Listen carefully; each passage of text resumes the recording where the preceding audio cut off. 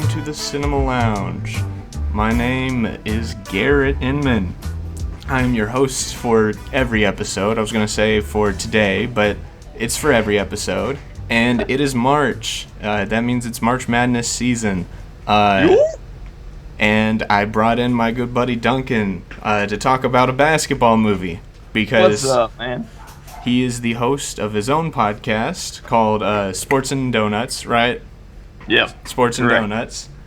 So if you're into sports, go check him out. I'm repping my team for the basketball playoffs. I know nothing. I know nothing about sports. I just, I know sir. Arkansas is good this year.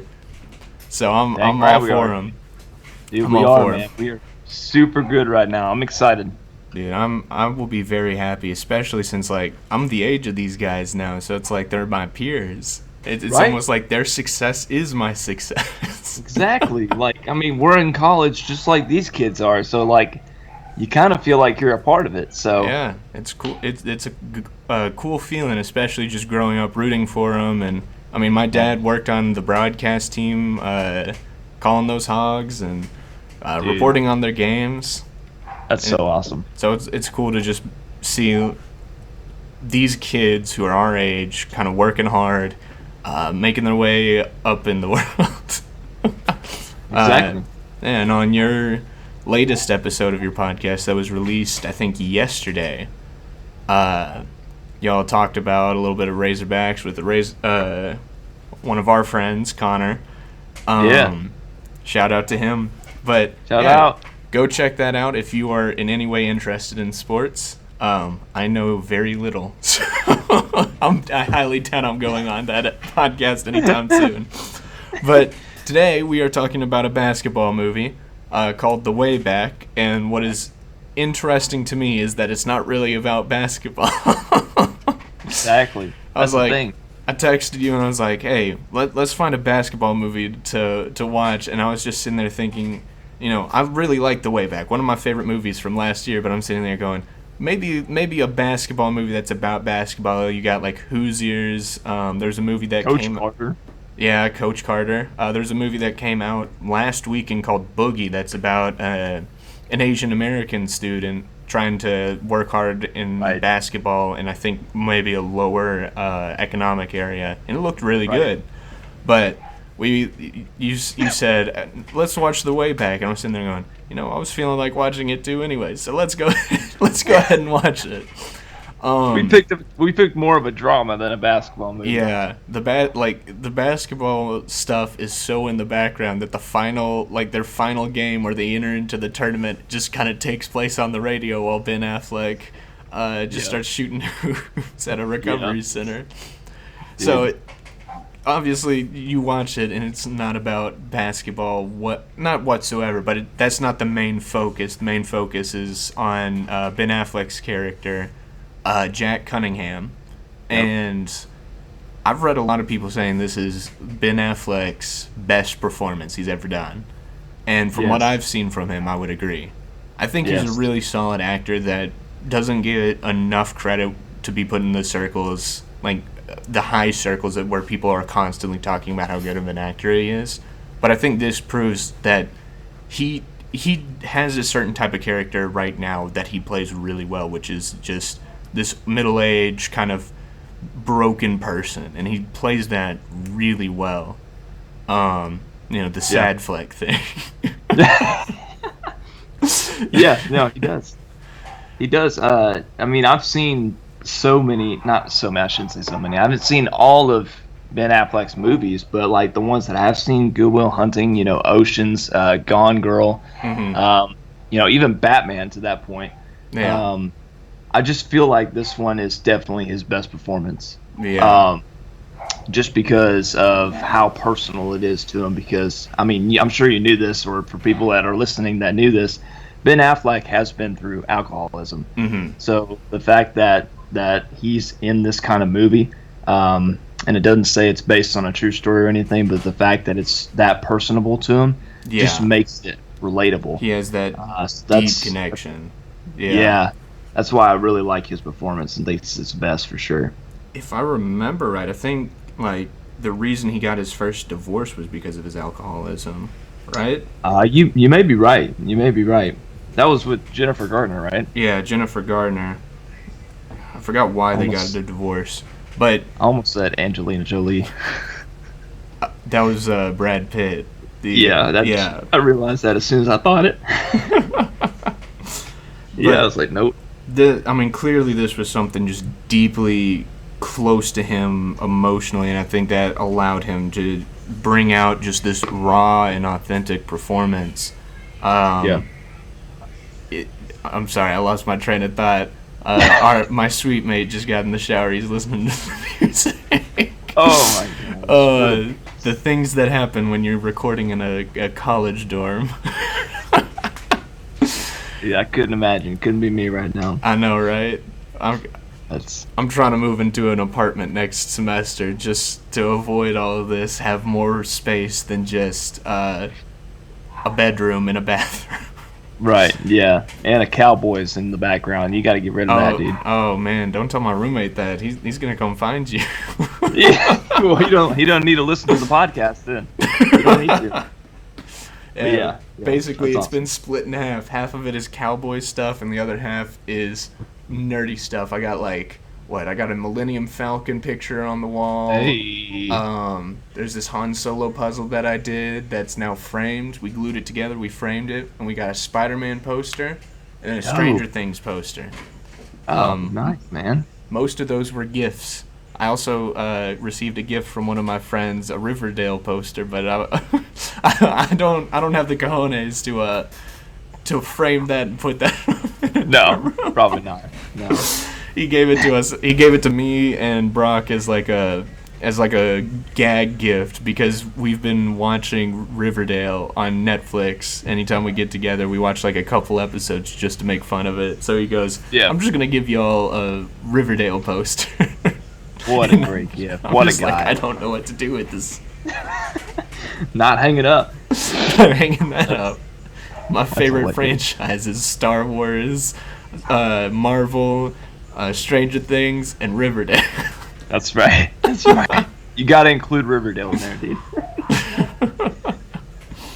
Oh my goodness! All right, so the way back. We talked about Ben Affleck's sad flick performance, and it was really good.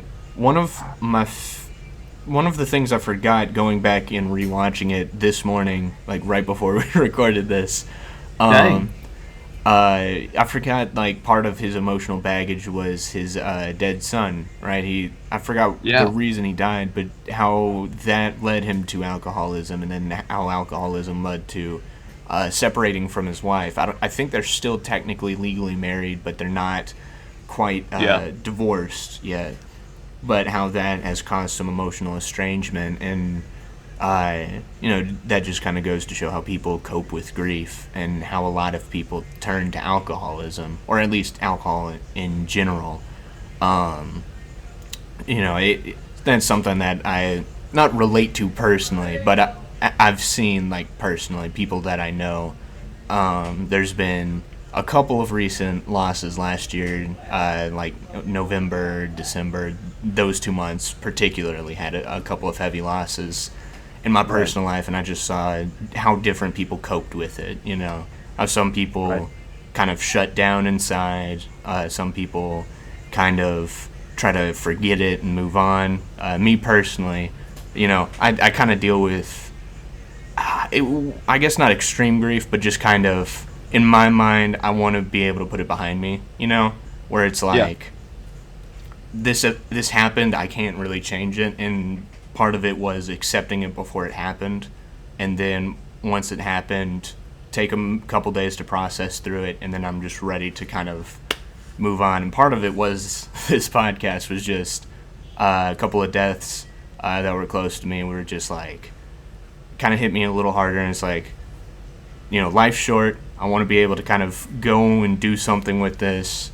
Podcast was one of the things I wanted to try to do, so it kind of pushed me to take some proactive steps towards that, and that was kind of what that was for me. The process was I want to be able to go and kind of do some projects, kind of just work on some stuff that I've always wanted to work on, but never wanted or never had the cojones to bring that term back to really kind of commit to.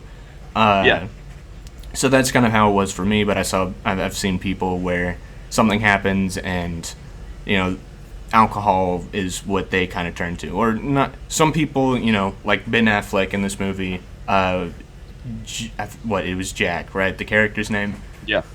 Where Jack just completely, like, that's how he dealt with his pain and his grief and his sorrow, was drowning it in a bottle of Jack Daniels, where that was the only thing that he could really turn to in that moment, or he felt he could turn to. And I haven't particularly seen that heavy of alcoholism, but I've seen some people where it's just, they drink a little bit more, you know, where it's not just, it's not like a bunch, but it's just kind of, that's one thing that just kind of helps them relax a little bit, right? Like, right. I'm not one of the people who's like avidly against alcohol. Like Jesus, I'm a Christian, so from a biblical perspective, Jesus turned water into wine. Right. So I don't think he has quite a problem with alcohol when taken in moderation, and I think that's just a fair take to have, is just alcohol is fine in moderation as long as you don't let that control you, right? Yeah. Because that's the big stipulation with it. The more you drink, the more you lose control. So, right. You know, taking a couple just to kind of relax, if that's your way of relaxing. For me, it's movies. For some people, it's going for a run. It's just kind of however you relax, as long as that doesn't become your controlling factor in life. Because you watch too many movies, your eyes start hurting, you get headaches, or you don't move enough, so you get fat. You know, you get more overweight, get a little unhealthy. You start running too much, you start overworking yourself. It's all in moderation. So the point of this being that long tirade is just kind of, this is how he dealt with grief, and he didn't deal with it in moderation, I guess. Right. He didn't take the time to process it. Instead, he just dove headfirst into it, and that's what started to define his life, and that's why his relationship with his wife was damaged. And you kind of see at the beginning where he's working a construction job, and that's really all he has going for him at that moment, which is just kind of getting through the day, going to work, building some stuff, going to the bar, getting super drunk, and then the character Doc bringing him back home, which I thought Doc was a little underutilized. And that part of it's probably, I really like that actor. I forget his name. Hold on, I'm going to look it up real quick. But I really like him. I've seen him in a couple of other stuff, and I think he is such a good actor that needed a bit more screen time in this. Glenn Turman. Recently, I saw him in season 4 of Fargo, and he was in 5 episodes, and he had a couple of monologues where he just he really brought it. You know, he's one of those actors who can really just bring out all the emotions his character's feeling, and I think it would have been interesting to kind of expand his role a little bit more. Maybe he has a mentor figure or something like that. But I definitely, sorry to cut you off, but I love that character, and he definitely was underutilized, and I would have loved to see, because Jack didn't have the father figure in that movie. It'd been awesome to see that kind of him step in that kind of role, because you see him come to the bar with his buddies and be like, "Hey man, it's time to go. It's time to get you up and get you home," and then he carries him up the stairs. I would just like to see that a little bit more, but he was a great character. I really loved him. Yeah, for what his role was in the movie, he was really good, and he was kind of acted almost as this accountability partner for Jack. Whenever he was at the bar, he was like, "I'm going to take responsibility for him. I don't want him to get hurt. I don't want him to hurting anyone else." Because you saw when Jack got drunk at the end, he goes with this lady, gets in a car wreck, and then breaks into the wrong house trying to find this girl. And it's wild. Yeah, that was kind of his rock bottom, and he didn't have anyone there trying to say, "Hey, look, let's just get you home, go to bed. Let's not do anything you're gonna regret." I would have thought, Doc would have been if they expanded his role just a little bit more as this accountability partner, because I feel like that's something you really need. Is you need someone to hold you accountable. In a lot of stuff, whether it's alcohol, whether it's just school and general work. Sometimes when you're at a job and you don't want to do something, you need to have someone at work to just say, hey, let's just push through. You have a couple more hours until your shift's over. Stuff like that. The importance of accountability. Yep. But for what it was, he was a solid character, and I think just the overall point was the one night he didn't take Jack home, he hit rock bottom. He crashed his car, broke into someone's house, got in a scuffle, fell down some stairs, ended up in the middle of the street, waking up in the hospital. He didn't have Doc there. He didn't have his basketball team. He was alone, and that's when he hit rock bottom. That's when he was at his worst. Yeah. And I think that's what kind of sobered him up and said, I need to go into recovery for this. Yeah. And that little montage I thought was really well done. Like, despite my, oh man, I wanted to see them play basketball at the end. Yeah. The emotional weight of just that last, 5-10 minutes of the movie is just so impactful of he hits rock bottom and just recognizes, I need help. And he goes into recovery while the basketball team's working hard, getting ready for the final basketball game. I think it was the finals they made it to. It might have just been a playoff game. But either way, it's like this important moment for them. Because they've never made it to a playoff game. They've always been known as just the crappy basketball team. Yeah. Not since he was there. Yeah. Yeah. So, you have. I thought it was a good moment of. I forget the guy's name, but the basketball player who gets kicked off and then he gets brought back on. I forget the Marcus. Yeah, you have that brief moment where Marcus just looks up in the stadium and just kind of takes a minute to soak it in before going out onto the court, where it's like this big deal happened because of Jack. Despite Jack's vices and his issues, he still managed to inspire an entire basketball team to go the distance. Yep. And it just kind of ends with a wide shot of him listening to the basketball game while he's shooting hoops. And it's just kind of a nice, simple moment. It works, but it's also kind of I wish we could have at least seen a little bit. Yeah, no, a little bit of the game. Yeah, I definitely agreed that it was. You have these sports movies, and not just basketball, but with any sports. Remember the Titans, or what's the Facing the Giants. Almost forgot. Wow. But you have these sports movies that are just cookie cutter. You know the plot. You got an underdog team who's not that really good, and then you have a strong mentor coach come in who's also got problems in his life, and they just mend together. And then they find a way to win in the end. So that's usually how sports movies go. And I'm a sucker for those kind of movies, right? Yeah, they're great. They're fun to watch. Yeah, exactly. So then you go through this, and you're feeling that kind of vibe, although you're not getting that much basketball content. But, they make that decision, which I thought was risky, in my opinion, but I actually ended up liking it by, cutting Jack off the team and separating. Because that's a real world consequence. Mm-hmm. They didn't try to Hollywood it and try to gloss over it or anything. They kept it real. They kept it real and honest. And this is the consequence that you would get for alcoholism or anything like that. So I thought that was a great choice. And I agree with you. I would have loved to see more hoops, more players. Play some basketball, considering it's a basketball movie, but I think they made a great choice there in separating them. Just to make it different and make it more personal, because it is about Jack and it is about his struggle. So this is the real world consequence of his alcoholism, and I think just the timing of it, where he realizes he needs to sober up, he needs help, and him listening to the basketball game is almost like him realizing, almost a humbling moment of, look at what these kids did, and look at what I could have been there with them, almost. Yeah. Yeah. But instead, I chose to indulge myself and, pursue something that was self-destructive. Yeah. But yeah, I agree with your point of just this. This is very different from a lot of Hollywood sports movies where it's the underdog, and a lot of what stands out with these sports movies. Like, I enjoy a lot of sports movies, but Oh yeah.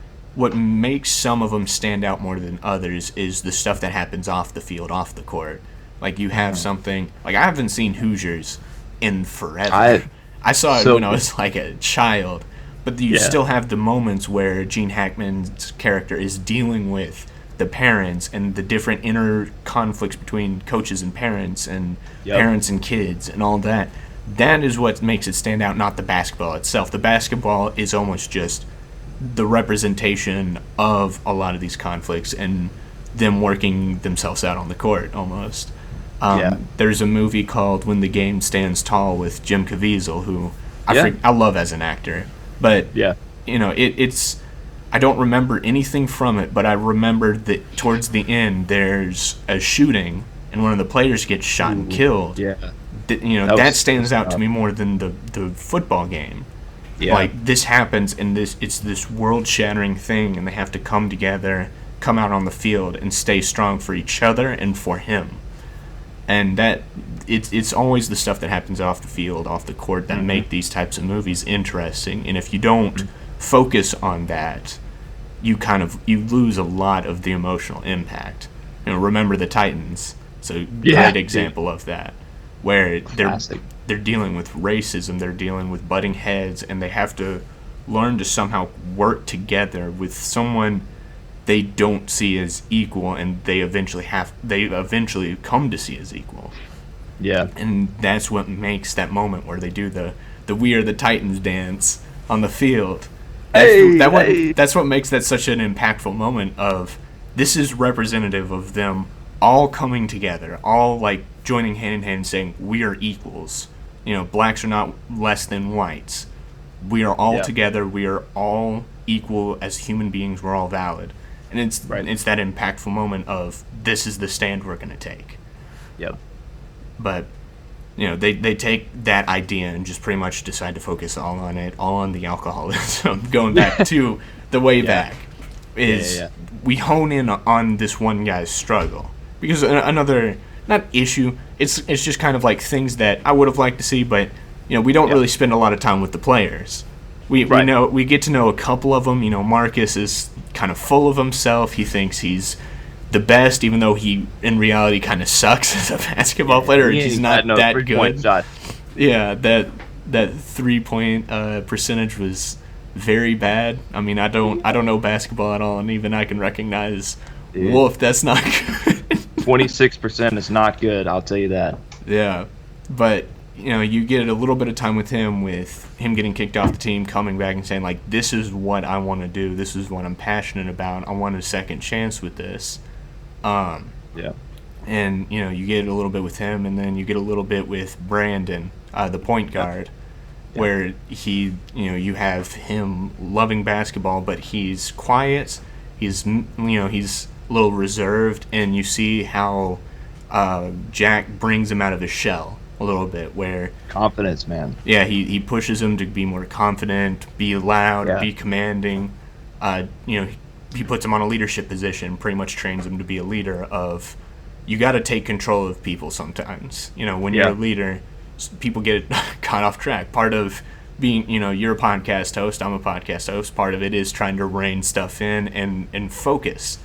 That's kind of something a leader does, is helping guide the focus of their group they're leading, and helping Brandon come to that, and the struggle at home, where I thought his father was a really solid character for the very little screen time we got with him, where he sees basketball as a waste of time, something that you shouldn't rely on, something you shouldn't pursue. And the reality of it is, a lot of performative arts, whether it is sports, band, filmmaking, podcasting, a lot of people get lost in the shuffle. A lot of people don't make it. A lot of people have to kind of work at something else, they try it forever and ever and ever and never find success in it. It's all based off of who recognizes you. And part of Brandon's father's ideas and arguments are valid of you shouldn't rely solely on this. You shouldn't put all your chips on this one thing. But it's also like if that's what Brandon's passionate about, that's definitely what he should pursue. And especially if he's thriving in it and getting offers from colleges, that's something he should definitely pursue right there. If he's passionate about it and he's finding success. And what his father is seeing is a repeat of himself and a repeat of Jack. And he's more reserved, whereas Jack is trying to push him towards it.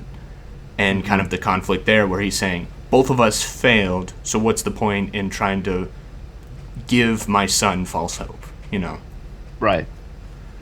Yeah, look, part of how I operate is like, if you're passionate about something, you love something, go for it, dude. Don't waste a single second and just chase after it. But also you got to come to that reality that, sometimes life just doesn't work out that way, and plans change and things change. And maybe if I wanted to pursue basketball, maybe I don't make the NBA. And if that's the case, then I got to have a plan B to back on. I can't put, like you said, all my chips on that, because then I'm going to feel like I'm nothing without it. And that's just not the case. Yeah. So I think definitely that conflict between, you said Brandon, right? It's Brandon. I'm pretty sure his name was Brandon. Yeah. I think so. Brandon's father and then Jack, and just that conflict of what to do with the son is just really a great example of how, yes, while we should pursue what we love and what we're passionate about and what we actually are like great at, just know that in the back of your mind, some things just don't work out. And that's for the good sometimes. It sucks. Yeah, it sucks when you want to pursue something and it doesn't work out. It sucks. It hurts. But just know it's going to turn out for the good, and there's always something better out there. So I think that's just a great message in that little time that we got with the father. That's great to look out for sure. Yeah, I really enjoy that, because you have to have that kind of balance between your dreams and reality. You can't completely dwell on reality of, well, I might not succeed here, so I can't pursue it. But you also can't just go, well, I'm definite. If I want to make movies, I want to write movies, but I can't just say, well, I'm just going to, quit all my jobs and I'm just going to focus on writing a movie, writing screenplays, because then I'm going to end up in a box on the side of the street. And if the 5 or 6 screenplays I write and submit don't get made, well, then I'm kind of out of luck, because now I don't have the resources. I can't afford to do any of this. But the other thing too is, well, I'll never know if I'll succeed if I don't take the chance. You have to have that balance of, I'm going to pursue my dreams, but I'm also going to be real about this. And maybe if your dream is, I want to be a professional basketball player, but that starts to fall through, maybe you tear your ACL or something like that. But you suddenly discover this joy, like almost with Jack's situation. He failed at being a basketball player, but found joy and found purpose coaching basketball players. So he took his passion, found a different avenue for it, and pursued that until his self-destructive tendencies kind of ruined his chances there. Yeah. Right. That's absolutely the case, man. Because sure, I can want to pursue and say I want to do something in sports, but that's just not, my body's not gifted for that kind of thing. So I'm like, okay, what else is something that I like to do? And then cue in the Sports and Donuts podcast. That's an avenue for me to just talk about something that I love to watch. So that's definitely 100% great message. Yeah, no, I understand that too. Yeah. I want to be a filmmaker, but I'm also taking film classes right now, and I'm discovering a lot of different aspects that, as I'm working on it, I'm not either fully comprehending or I'm not finding myself passionate in it. But I love talking about movies. I love being able to sit down with people, and I can talk for hours about the dumbest thing. I can sit down and I could probably do a 5-hour-long podcast talking about something like Total Drama Island, some random Flash animation Cartoon Network show. And I can do that and find joy and find purpose in that. and being able to make impact on people's lives that way. Something like that where I'm taking my passion, I'm putting it into this as well. And that's not to say I can't fully give up on, because I'm 20 years old. It's not like, right, all my dreams failed. It's too late in life. It's too late. It's something. This is another way for me to channel my passion, to channel what I love to do, which is talk about movies, and I like to tell stories. And this is another outlet for me because I tell stories on here. I talk about stories on here. So it's just another way for me to kind of focus my passion and redirect it. And, this is something I can do on my own too, which is really convenient since, with filmmaking, with sports, you have to rely on other people to recognize you. The beauty of the age we live in is anyone can do just about anything. We have YouTube, we have Spotify. You can make a podcast, you can make a YouTube channel. All you need is a phone camera and a computer. And simple as that. And these days, a lot of them aren't that super expensive unless you're buying Apple products. Yeah. Oh, yeah.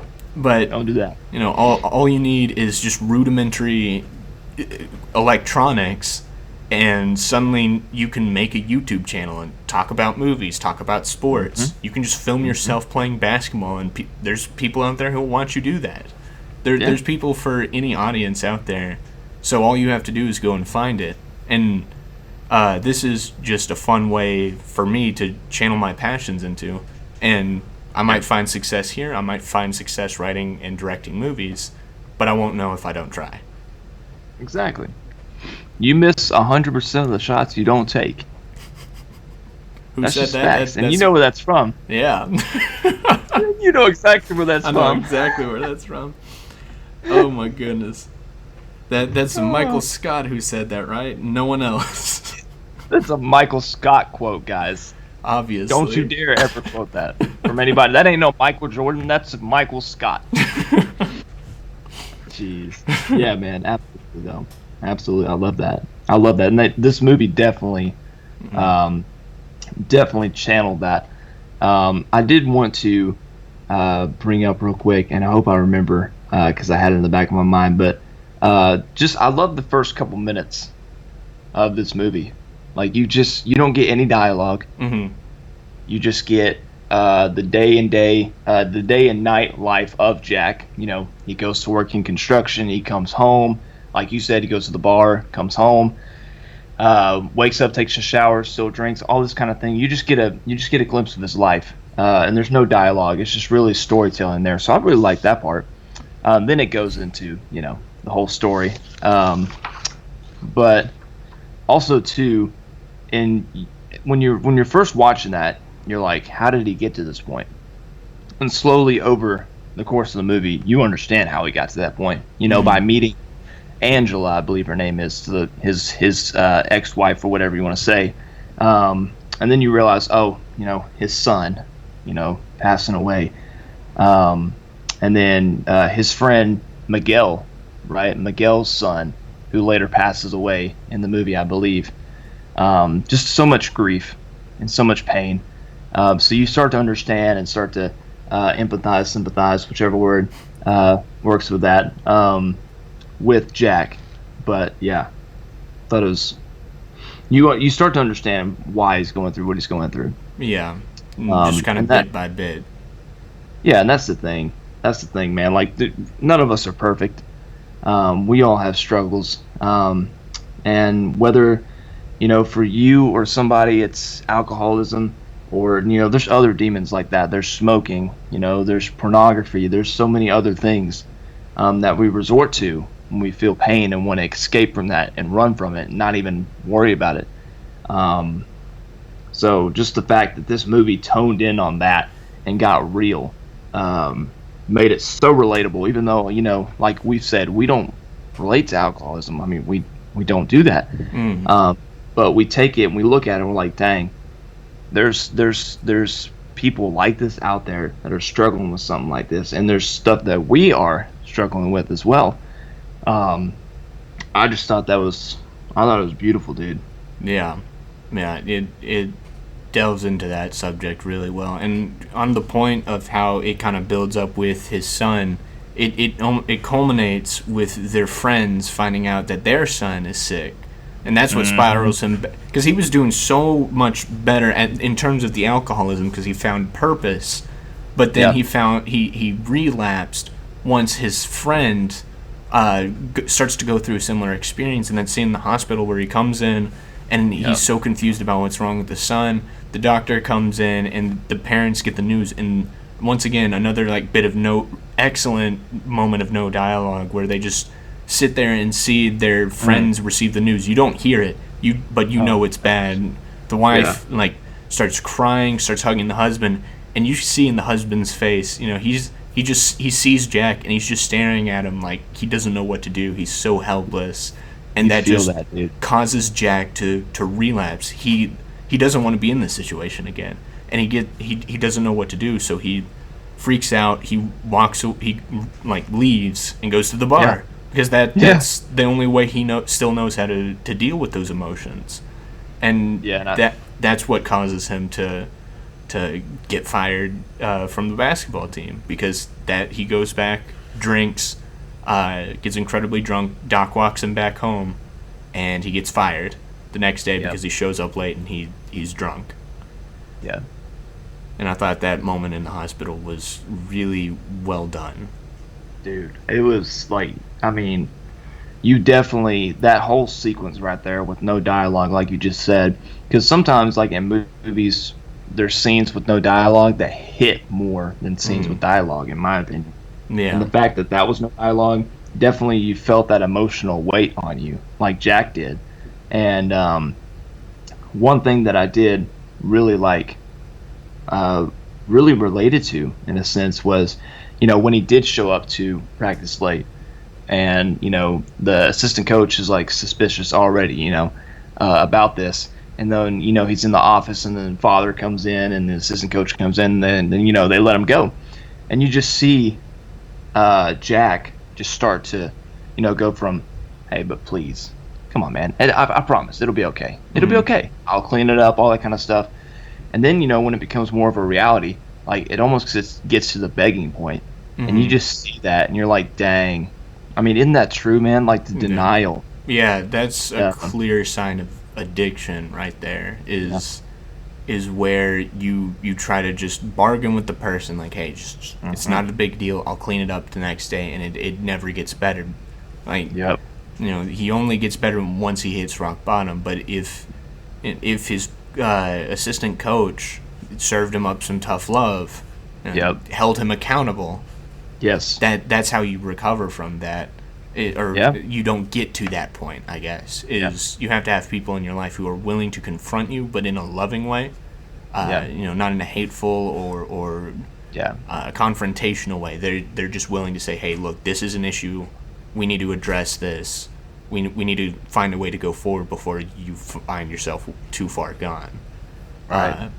And that's something that doesn't just apply to alcoholism. Even something as simple as gluttony, like if you're eating too much and suddenly, if I start, because I in college I've noticed that I start to eat a little unhealthy, but it hasn't gotten to that bad of an extent yet. But you start to enjoy eating more unhealthy food. You start to eat that too much, and either someone's gonna have to, someone that knows you, someone who cares about you, comes up to you and says, look, you're being a little unhealthy. This is going to go down a bad path. Let's try to work our way back to being a little healthy, so you can feel better about yourself, but also, your body can actually function. Your body can feel better, and that either happens, or no one comes up and gives you that tough love, and suddenly, next thing you know, all you're eating is crappy hot dogs you're buying from the supermarket, and that leads you down the path to heart attacks, and you're not able to do as much physical activity. You're not allowed to go out and enjoy yourself outside. Something as simple as just eating too much is an example of that, where you need someone to interject before you hit rock bottom, and sometimes hitting rock bottom is a place you can't come back from. Luckily for Jack and luckily for Ben Affleck, right, as a person, right, they were able to hit rock bottom and recover. Some people hit rock bottom and there's no recovery. Sometimes you drink too much and it kills your liver and you can't do anything anymore because you've died. Or you get in a car accident and you don't survive it. Those are the kinds of rock bottoms you don't come back from. So instead of risking that, people need to come into your life and lovingly express, hey, I'm concerned about you and we need to find a way back to healthy. We need a way back to you feeling good about yourself without relying on these substances, this food, these images, that kind of stuff. Yeah. That's the thing, man. Like, when you care and love for somebody, and you see that they're struggling, all right, and it's blatantly clear that, hey, this person is struggling through something, you need to go up to them and show them love. You don't need to go up to them and just point out all their flaws to them and be like, ha, you're not doing this right, you stink, blah blah blah, all this kind of stuff. You need to show that love and compassion for them, while also being honest with them. Yeah. Because if you're not going to be honest with them and you're just going to sugarcoat everything, then they're going to think they're going to get away with it, and they might take advantage of you. That's a whole different other thing. But you just got to, and that's, accountability. Like you said with the accountability partner, that's what you have to do with people that you love and care for, that are going through a rough time. And sometimes, sometimes the case is, it gets worse before it gets better. I almost screwed that up. Yeah. It gets worse before it gets better sometimes. But having that person in your life or people in your life to do that, instead of, beating you up in a sense, is definitely great and encouraging. Yeah. It's what you need. It's what everybody needs. Yeah. And, bring it into the Christian square where, that's where I live a lot of my life. Right. I see so many people as Christians lean too far one way. I've always had the mentality of you have to balance love and truth. You have to bring the truth to people, but you also have to do it in a loving way. Because if you go up to someone who is struggling with alcoholism, right, you go up to them and say, look, you suck, you're a fat slob, you're going to kill yourself, what is wrong with you? They're not going to listen to you. You might be presenting facts saying, hey, this might lead to you dying, but you're doing it in a way that's not loving. You're doing it in a way that's more vindictive, more hateful. Right. But you can't also just say, well, I love you, I just want to, you do you, you go about your life and do whatever you want. Because then you're not holding them accountable, right? If they're struggling with alcoholism, you can't just walk up to them and say, look, hey, you do you, I love you, I'll just continue to love you, I'll sit here and just say, ignore what you're doing, but, all the love to you. You have to bring it to them and say, look, I care about you. I want you to know that. I want you to know that I'm saying this for your own good and because I'm compassionate for your situation. But this needs to stop because this is going to lead down a path that is not going to be good for you or anyone in your life.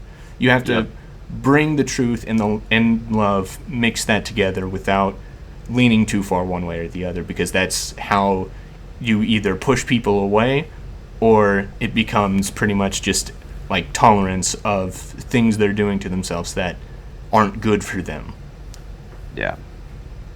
Absolutely. And you see that with Jack. I mean, you have, early on, and throughout the movie obviously, but like early on, his sister, even expressing concern.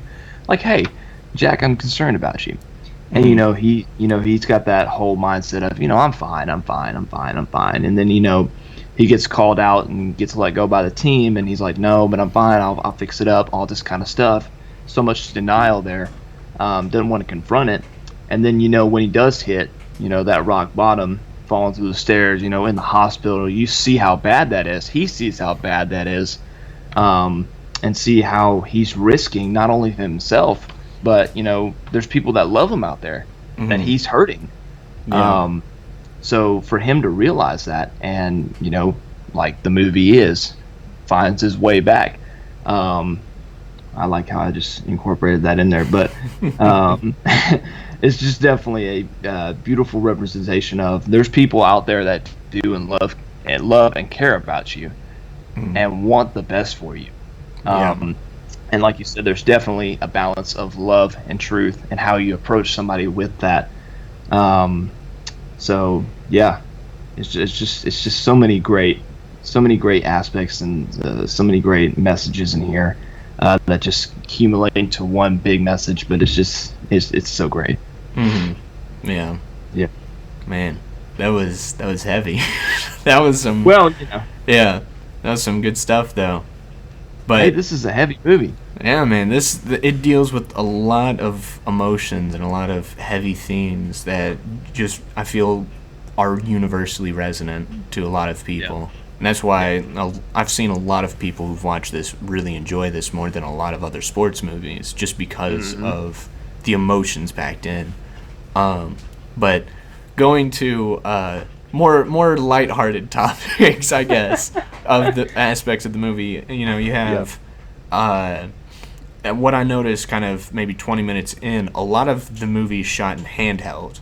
Right. A lot of it's not really seems to be on a tripod, still shots. A lot of it kind of seems to be a little jiggly, a little jittery, and zoom ins too. Yeah, a lot of zoom ins, and I'm gonna theorize or just kind of think through this real quick. I think what the reason they did this is a couple reasons. When you see basketball shot like that, or you see football sports camera guys on the field and on the court, they're running around handheld. So a lot of the handheld stuff you're seeing is a lot of them trying to follow the action, zoom in on what's happening. You see that in a lot of sports movies. So it's kind of mimicking the style of sports movies, but applying it to the entire movie. But also, I think that it's also showing this is where Jack's at, right? He doesn't have a stable life. He doesn't have. Nice. Yeah, this is what happens when you major in film. But that was good, dude. His life isn't stable. His mental state isn't stable. Nothing seems right or smooth in his life. Everything's rough. Even when he finds purpose in his basketball career, he still can't mend things with his wife. He still can't get over the death of his son, and that alcohol demon is still looming over him. And I think that choice just makes the emotions feel universal throughout the movie. And if I remember right, once he starts going to the alcoholism recovery center, and he starts his process to recovery, the camera kind of starts to be a little bit smooth, and that final shot isn't handheld zoom out. It seems to be on a tripod. It seems to be set. It's a slow zoom out of maybe everything's going to be all right. Yeah. This is what happens when you attend film classes, and this is how they break stuff down. But just looking at that and kind of how that plays into the emotions, where everything's just kind of jiggly, rough, as you're processing all this, and then suddenly the final shot is just this very smooth zoom out of this beautiful sunset, and it's simple and calm. And it then also adds just to why that last shot is so effective. Yes, because I mean, you saying that and also watching that last scene, it made me think of the sunset, right? That's the end of the day. And you hear, for me, that reminded me of the phrase, like, at the end of the day, it's gonna be okay. It's gonna be all right. Everything's gonna turn out okay. So for that, for the camera to be stable and that shot and zoom out like that with the sunset and him doing what he loves, it's just great filmmaking, great storytelling right there in those last few seconds. But I never I didn't think about that point you brought up, the camera shaking so much of him just being a little bit unstable. I didn't really think about it that way, but now that you pointed it out, I definitely noticed the zoom ins 100%. But like the scene where he's with Angela and then he finds out that Angela's been seeing somebody, I noticed that there was a lot more zoom ins.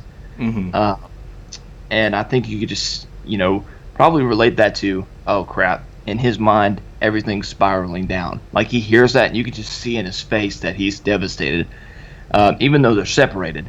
But yeah, I never really thought about that point. But film school has definitely been awesome, and you notice those kind of things. But I definitely thought the cinematography was pretty good. Yeah. In this movie, and I actually agree with your first point about cinematography. How in sports movies they kind of followed that criteria of shaky camera, not really stable when it comes to the games and all that, but applying it to the whole movie. That's what I thought of. But that was a great point you brought up, man. That was good. This is what happens. You go to film school and they just drill everything into your head. It's like everything has a deeper purpose. Everything has a deeper purpose. Everything. So you just come to start overanalyzing everything you watch. I know, right? Even if it's just like an aesthetic choice of, well, we're just going to use the handheld to just kind of make it feel a bit more intense. You start going, but is it really just that? But is it really just a lot of what film studies is just, you're gonna have to read way too far into certain things, even if it's just like there was like an extra who didn't get the instructions right, so they did something wrong. But this actually applies to a deeper meaning of the movie. I know sometimes, going through film school, it's just you got to overanalyze a lot. It's just it's fun. It's fun for sure, to say the less. Yeah. Yeah, that's a great point you brought out there, dude. I like that. Yeah, but I completely lost what I was gonna say. But the basketball stuff, we said it was cut short. We don't get to spend a lot of time with a lot of the guys. You have I forget his name, but the ladies' man who's hitting on a girl before every game. Hey, baby, I'll be back. I'll see you later, baby. Yeah, I'll call you later. They make him run. That was a fun, like, they still hit the familiar beats of a basketball movie or a sports movie where you have the ladies' man and he's now forced to run. It's a cute little moment. You have the guy who's full of himself, the guy who's full of potential but doesn't quite apply himself. And then I don't know if this is a thing in basketball movies, but I feel like it is, where you have the token. He's the football player who's just playing on the team for off season. Bro, that's true. Yeah. I feel like that's a thing that's been in other basketball movies before, where you just have the random football player who's just like, yeah, I'm here because it's off season. I'm just here because it's off season. I need something to do. Yeah. Dude, that's actually nice you say that. Yeah. That's definitely probably true, because I think that in Coach Carter, I think there's actually a player on the team that didn't play football in the off season. I'm not really too sure, but I remember they had the character who was full of himself, butting heads with Coach Carter, and then Coach Carter kicks him out, and then he comes back and wants to come back on the team. Yeah. So you have those familiar beats, but it kind of subverts it once they get to the first game, where you think it's just going to play out at like a similar sports movie where the first games are going to go terribly. You see just how bad they are, but it's literally just, I love how it's just, all right, guys, let's see how the first game goes, and then it just cuts before the game starts, and you just see the final score. Right. You go, oh. So that's how it went. It was so bad we don't even want to show you. Yeah, because the score was like 72-38. Who wants to see that? 38 points, that ain't it, man. You ain't scoring. No, that ain't good. It's like an Arkansas football fan in the past few years. Bruh. Hey, we got basketball to rely on right now. Hey, yeah, we're doing really well in basketball. But I liked there's a solid sense of humor in it, where they skip over a lot of the games, and you just kind of get to see the progress through the scores.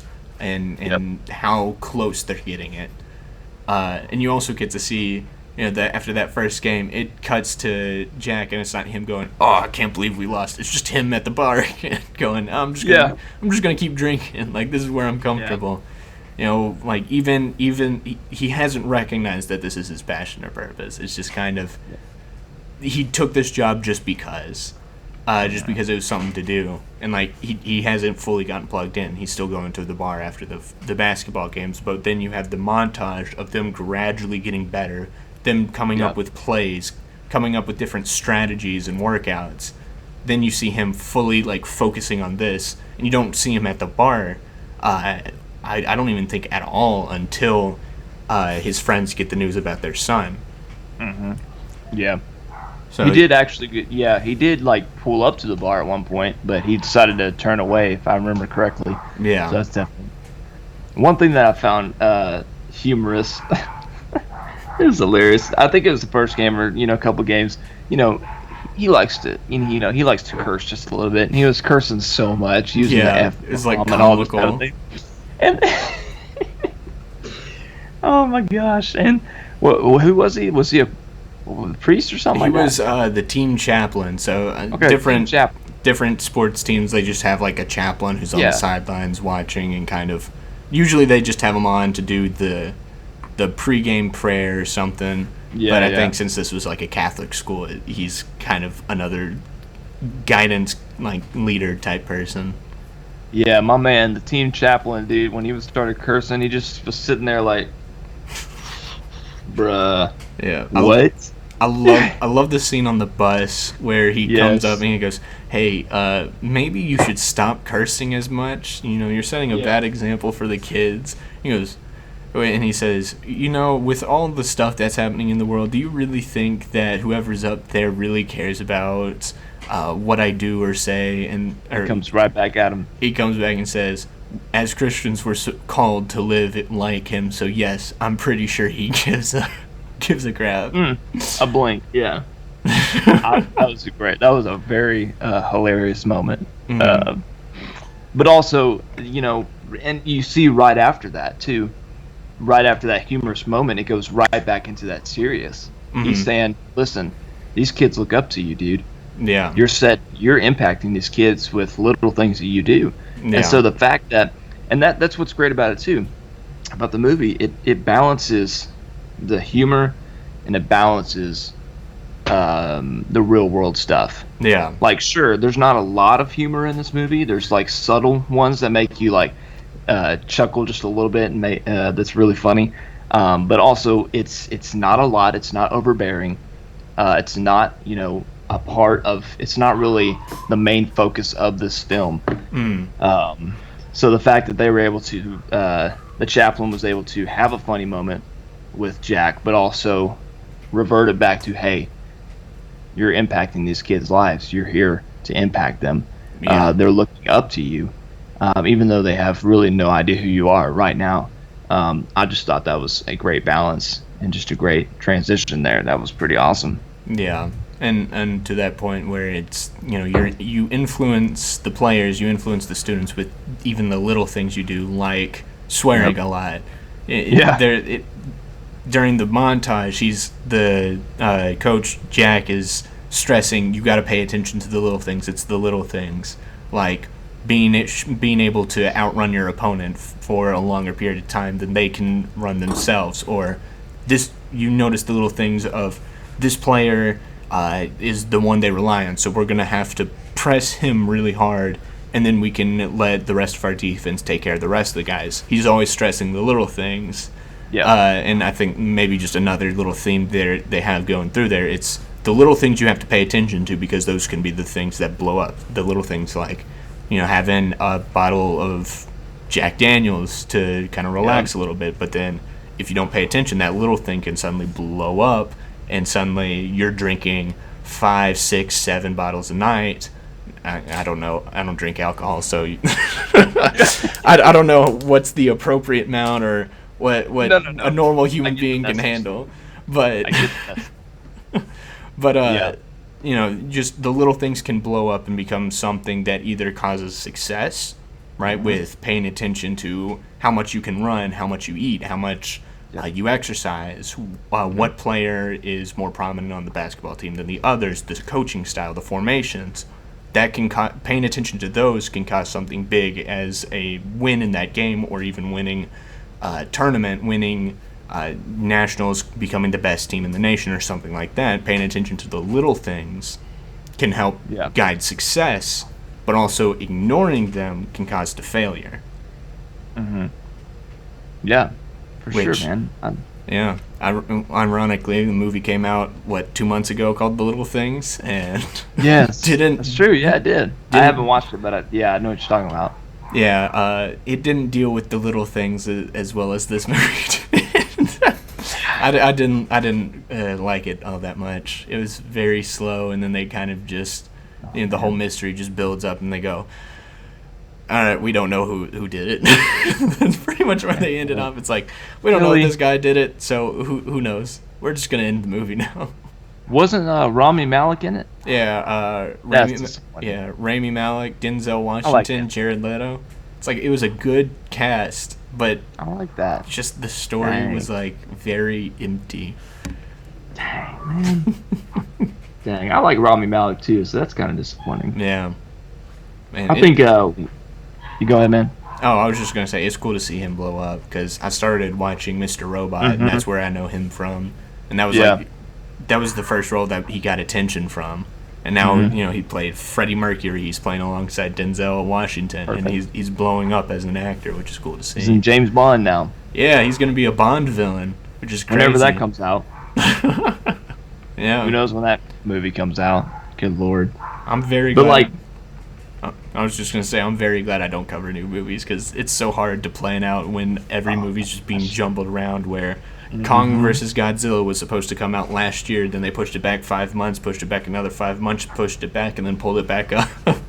It's so hard to plan around, like, new releases, going, well, let's I'm going to, every week talk about each of the new Godzilla movies leading up to the release of the new one. But then it gets pushed back. I was like, so it's kind of pointless. So it feels more appropriate to just March Madness. Let's talk about a basketball movie. Next week is St. Patrick's Day, so I'm trying to find an Irish movie to talk about. Irish movie. I can't do an Irish accent, dude. I can't. Yeah, I haven't listened to enough of of Irish people talking, because I think there's the stereotypical Irish. I speak Irish. That where I don't think a lot of Irish people actually speak like that. It's like a very over the top.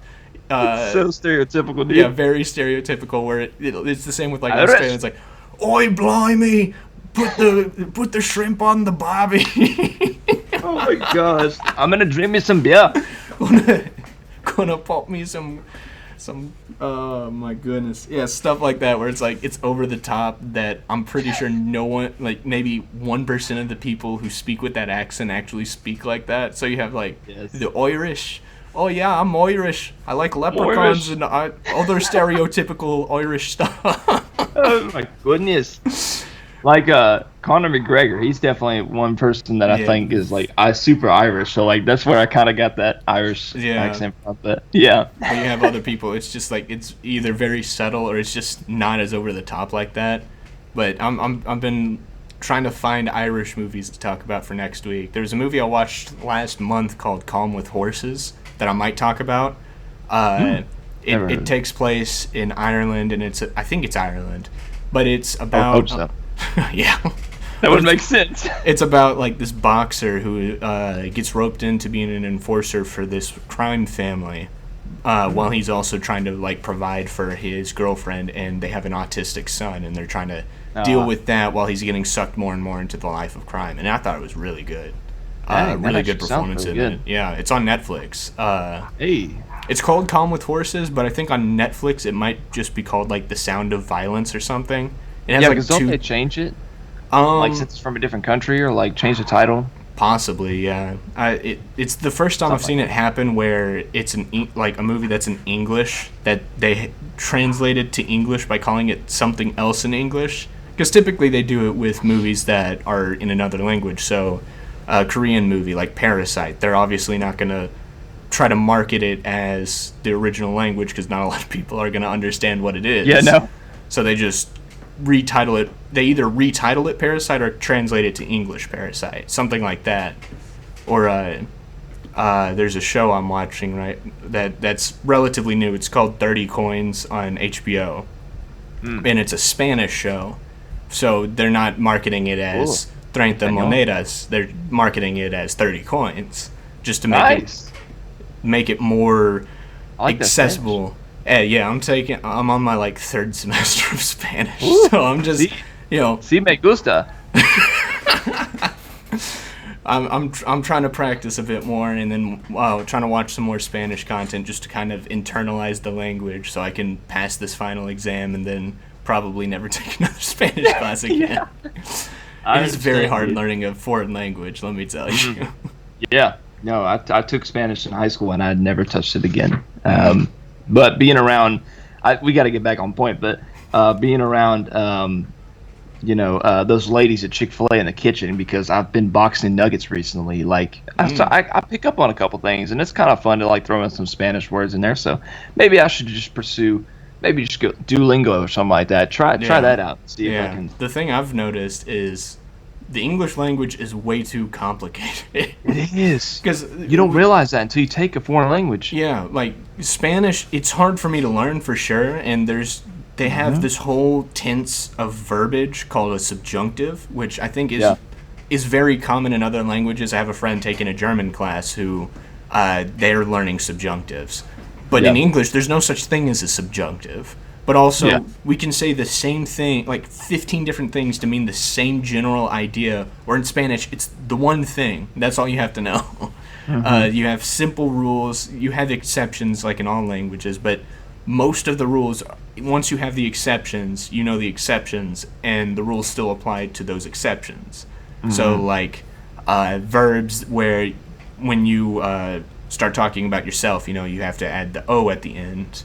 So instead of, here's a perfect one. Querer is I want, or to want. But when you say I want, it's quiero. It's the E changes to an IE. So there's stuff like that, but still the overall basic rules still apply to just about every word. And there's certain exceptions, but they're groups. So you can easily memorize them. There's like 2 or 3 words that are exceptions are exceptions on their own. But with English, it's like, you have the word psychoanalysis. If you don't speak English and you read that, you don't understand what the crap you're reading. You're going to try to pronounce it completely different because that's the way it looks. It's so hard to pronounce English phonetically unless you grew up speaking it. Dude, I can't imagine being a foreign person coming into America or just learning English in general. I can't imagine how hard that is. Yeah. Like if you didn't grow up learning it, it's such a difficult language to understand and learn.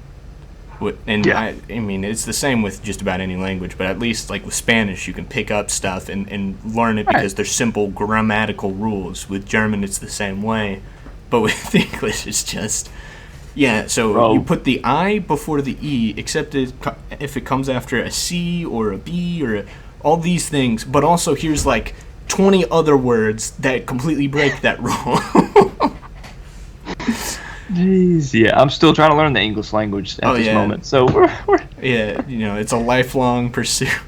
It's a lifelong thing. I probably won't ever completely understand my own language in my life. So I'm very jealous. I have a cousin. Well, I have like 14 cousins now, but they're all like under the age of 10. So my parents got married first. Dang, dude. So my dad's an only child. My mom was like the middle of 6 siblings. Yep. She was the first one to get married, and then the next person who got married after my sisters were born. And then we had my little brother. He's now 11, I think. And then 2 years later, that's when we had our first cousin born. And then since then, like all 14, 15, 16, 17 of them have been born. So all my aunts and uncles got married and started having kids. And so my second oldest uncle got married to a Brazilian woman, and they're raising both of their kids.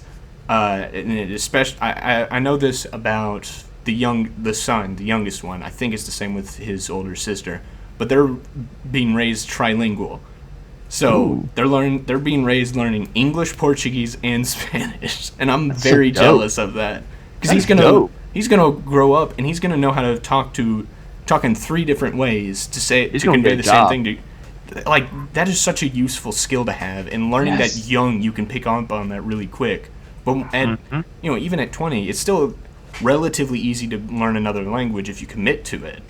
Yep. But it's still hard to try to internalize that unless you're constantly like learning it. Yes. Yes. But with that aside, I know, right? Just went on a 10-minute rant about different languages. Oh my goodness. I can't wait to listen back at this and be like, how did we get there? Because this movie was completely in English too. I know. No, that's the thing, man. That's hilarious. Yeah. But yeah, I mean, back to the movie. We're an hour and 10 minutes into this, so I'm gonna, unless you have any other thoughts you want to like kind of delve into, No, it might be time to start wrapping it up. Yeah. No, I got you. I got one more point that I just wanted to bring up. When Jackson, the rehab center, he's talking to a therapist or whoever it is, and I'm gonna butcher this, but hopefully you get what I'm saying. She says something like something about your past. You can't control your past. Don't look in the past. It's just how you move forward, or something like that. If you remember that. Something like that. And something like that. But that line hit hard because we all have demons in our past. We all have struggles in our past, and we don't need to dwell on those. Yes, we need to confront those and take them head on and not run away from them. Correct. But also too, we can't dwell on them forever because then you'll be in Jack's situation. Yeah. And you'll hit rock bottom, and then you'll realize, okay, I messed up and all that. But once you confront that kind of stuff and you admit you're wrong, you admit all this kind of stuff, oh boy, and then that can propel you to start moving forward one step at a time. So I really like that line, and also too, like for the listeners out there, like if you're going through something, I know this is corny and cheesy, but if you're going through something, let somebody know. Let somebody that you love and care for, that you trust 100%, somebody you trust, let them know. Don't keep it in. That's dangerous. Yeah, don't internalize what you're feeling. Don't internalize your struggles. It's better to have them out there to someone you trust, someone you love, someone you know, than to just keep it bottled up. And I know that from personal experience. It just eats you up inside. And you don't know who to trust. You don't know where to go once you start internalizing that for a period of time. But yeah, and also, if you have a friend, if you have a loved one, a family member, and you notice those kinds of addictions, those kinds of struggles, don't be afraid to reach out to them and talk to them, because sometimes they don't know who to talk to. Sometimes you just don't know who to turn to, and if you can make yourself available and make yourself open to them, that's how you can really open the door for change and betterment for yourself and for them. Yes. Dang. We should change this to friggin' the Psychology Lounge or something. But the Psychologist podcast. This ain't no movie podcast. That's insane. But hey, I know you're about to wrap up. But as far as the movie goes, I thought it was great. I thought it was really good. Was I disappointed that there wasn't that much basketball, because in the sports of me, I like sports. I'm like, I would have loved to see that more. Yeah. Right. I admit that. But as a person that appreciates film and loves watching them, I can appreciate so many subtle things. The message, the cinematography, the acting from Ben Affleck, just how phenomenal that was. I can appreciate those and gloss over, my disappointment of not much basketball. But overall, the movie I thought was really, really good and really relatable. Yeah, I thought it was really good. And if you like this, the director, Gavin O'Connor, did a movie called Warrior, which is amazing. I love it. One of the best sports movies I've ever seen. I watched it off of a recommendation from a YouTube reviewer named Sean Chandler. Shout out to him. Shout out Sean Chandler. Dude, he's such a great. I love him. He has just such a great personality, and like he's someone I would just love to sit down and talk to. Yeah. With the hands, yes. I know, his hands are always just up there. Yes, he's very expressive, but I I watched it off of a recommendation from him because that's a movie he champions all the time. Warrior is so good, and I watched Warrior, and then I found out Gavin O'Connor was coming out with this movie, and I watched it, and it's a very emotionally heavy movie. And I think, I mean, especially based off of what we talked about today, it provokes a lot of discussion and just internal dialogue. Just thinking about what am I struggling with, what do I need to talk to people about to stop myself from hitting that rock bottom? It makes you look in the mirror. Yeah.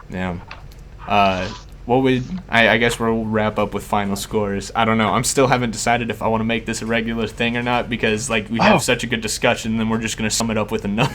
No, I know, right? But just who I am. I like quantifying things. So it's just kind of like, I eat a sandwich. That was a 7 out of 10 sandwich. I don't know why it's a 7 out of 10 sandwich, but that's just kind of what I'm feeling.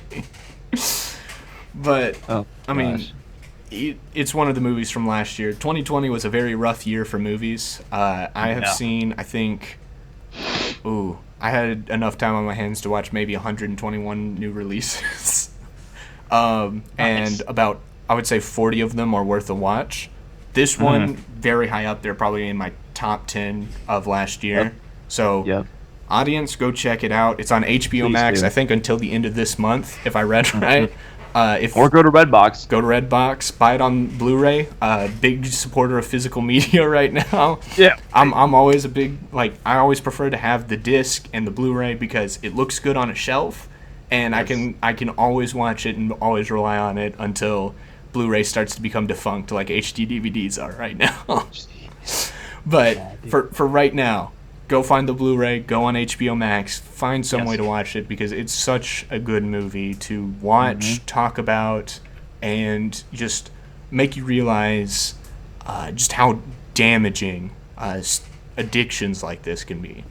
But also how you can find redemption and a way back. Nice. To sobriety, to normalcy, to just better mental health. Yeah, so what would you give it out of 10? Did you already give yours? I did not. No. Okay. I'll let the guests do it. Oh, well, thank you. I will give it actually a 9 out of 10. I'll give it a 9 out of 10. I will give it a very strong 8. Just because, some of the dangling basketball stuff at the end, but leaves you wanting a little bit more, but it's not detrimental to the movie as a whole because the whole point and the whole focus is somewhere completely different, and what it focused on, it got across very effectively.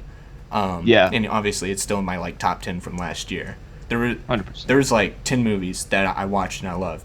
Another one I would highly recommend, Love and Monsters. In my opinion, most underrated movie I've ever seen, or at least from last year. Because I've only seen Sean Chandler and maybe 2 other people talk about it. And I watched it, and I just fell in love with it. It's this, buddy road trip movie, but in a world where we got nuked, and monsters became these animals, so frogs, lizards, and that kind of stuff, became deformed, giant, radioactive monsters. So it's this really nerdy guy trekking across California with this dog trying to get to his girlfriend, but he has to deal with these monsters. And it's a really fun ride. I'm not checking it. I want to talk about that at some point, because that's a movie that's my Warrior. That's your Warrior. That's the movie I will champion. It is not the best movie I've ever seen, and I wouldn't even say it's the best movie from last year. I would say Soul is the best movie from last year. But Love and Monsters is a very underrated movie that I will champion to the day I die. Yeah, I feel you. I hear you. I'm gonna watch that now that you say that. But thank you for joining me today on the Cinema Lounge podcast, where I'm still trying to sort stuff out. If you are watching this, you can clearly tell that Duncan's video feed is a bit wonky, but there he goes with the hands. But, that's just how Skype is. We're using Skype to talk. It's all good. It's just all as good, long as you can hear us, guys. the whole point of a podcast is the audio. That's why I don't worry too much about the visuals right now. Plus, it's just me. So, once I can expand a little bit, hopefully it'll get better. But yeah, like I'm not worried about putting my makeup on. I just need you to hear me. That's all. But yeah, thanks for joining me, Duncan. Thanks, man. This is my first guest where you can actually plug some stuff, because the rest of them have just been friends who are kind of doing their own thing. Tell the people where they can find you. Yes, sir. Again, like I mentioned, I'm the host of Sports and Donuts, and you can find us on Spotify, Apple, Google, wherever you listen. Again, Sports and Donuts. You can follow us on Instagram, and the username is Sports in Donuts, but it's all lowercase, all together. Sports, the letter N, and then Donuts. So you can find Instagram that way.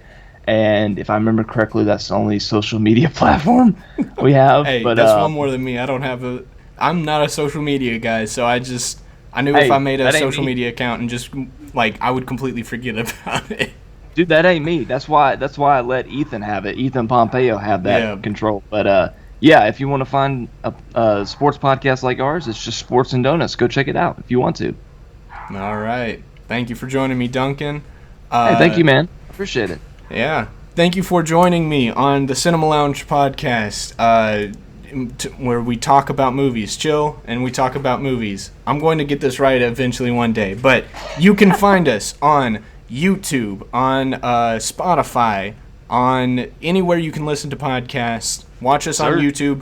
If you're on YouTube, press that subscribe button. Leave us a comment what you thought about this movie, or any other thoughts you have. If you want to roast Razorback basketball, that's fine. If you're listening on Apple Podcast, rate us 5 stars, because I hear that makes it easier to find us. I heard that too. Follow us on Spotify, all of the platforms. My name is Garrett. This has been the Cinema Lounge podcast. I love you all, and good night or morning, or whatever you want to. Whatever you. Nice.